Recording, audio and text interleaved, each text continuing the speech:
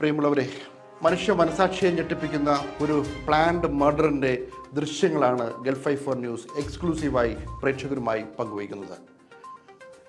ഈ സംഭവം നടക്കുന്നത് തിരുവനന്തപുരം കാട്ടാക്കടയിലെ പൂവച്ചൽ എന്ന് പറയുന്ന പ്രദേശത്തെ പുളുങ്കോട് എന്നുള്ള സ്ഥലത്താണ്.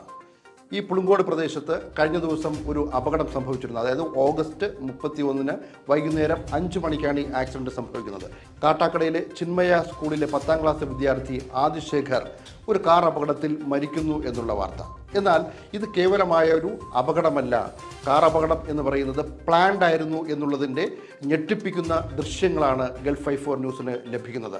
ഇത് നോക്കൂ, ഒരു വീടിന് മുന്നിൽ ഒരു കാർ, പച്ച നിറത്തിലുള്ള ഒരു ഇലക്ട്രിക് കാർ അവിടെ വെയിറ്റ് ചെയ്യുകയാണ്. ഈ കാർ ഏകദേശം അവിടെ 5 മിനിറ്റിലധികം അവിടെ വെയിറ്റ് ചെയ്യുന്നു.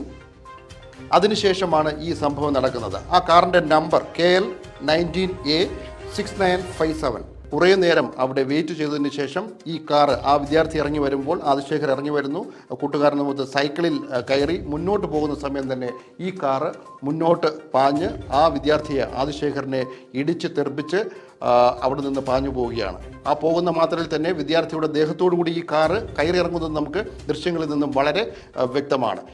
ആ പോയതിനു ശേഷം ഈ കാറ് അവിടെ നിർത്തുന്നു, ഡ്രൈവർ ഇറങ്ങി വരുന്നു, കുട്ടിയെ കാറിൽ കയറ്റുന്നു, നേരെ ആശുപത്രിയിലേക്ക് കൊണ്ടുപോകുന്നു. ഈ ആശുപത്രിയിലേക്ക് കൊണ്ടുപോകുന്ന സമയത്ത് തന്നെ ഈ വിദ്യാർത്ഥി മരിച്ചിരുന്നു എന്നുള്ളതാണ് നമുക്ക് ലഭിക്കുന്ന വിവരം. ഈ കുറ്റകൃത്യം നടത്തിയ ആൾ പാറശാല സ്വദേശിയാണെന്നാണ് നമുക്ക് ഇപ്പോൾ ലഭിക്കുന്ന വിവരം.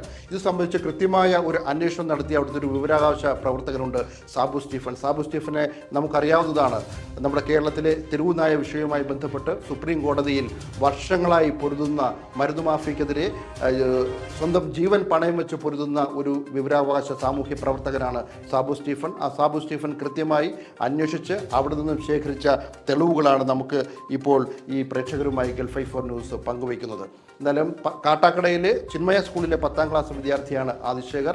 ഈ ആദിശേഖർ ഈ കുടുംബ വഴക്കിൻ്റെ പേരിൽ ഒരു ഇരയായി മാറുകയായിരുന്നു എന്നുള്ളതാണ് സാബു സ്റ്റീഫൻ തന്നെ സാക്ഷ്യപ്പെടുത്തുന്നത്. കാട്ടാക്കട പൂവച്ചലിൽ പുളിങ്കോട് എന്ന് പറയുന്ന ആ സ്ഥലത്ത് ആണ് ഈ സംഭവം നടക്കുന്നത്. ഇതിലായി കാറിലെ ഡ്രൈവർ ഓണറാണ്. ഇദ്ദേഹത്തിൻ്റെ ബന്ധുവായിട്ടുള്ള കുട്ടിയാണ് ഈ മരണപ്പെട്ട 15 വയസ്സുള്ള കാട്ടാക്കട ചിന്മയ വിദ്യാലയത്തിൽ 10ാം ക്ലാസ്സിൽ പഠിക്കുന്ന കുട്ടി. ഇവർ തമ്മിലുള്ള കുടുംബത്തിനകത്തുള്ള എന്തോ ചില്ലറ പ്രശ്നങ്ങൾ കാരണമാണ് ഇതിലോട്ട് നയിച്ചത് എന്ന് പറയുന്നു.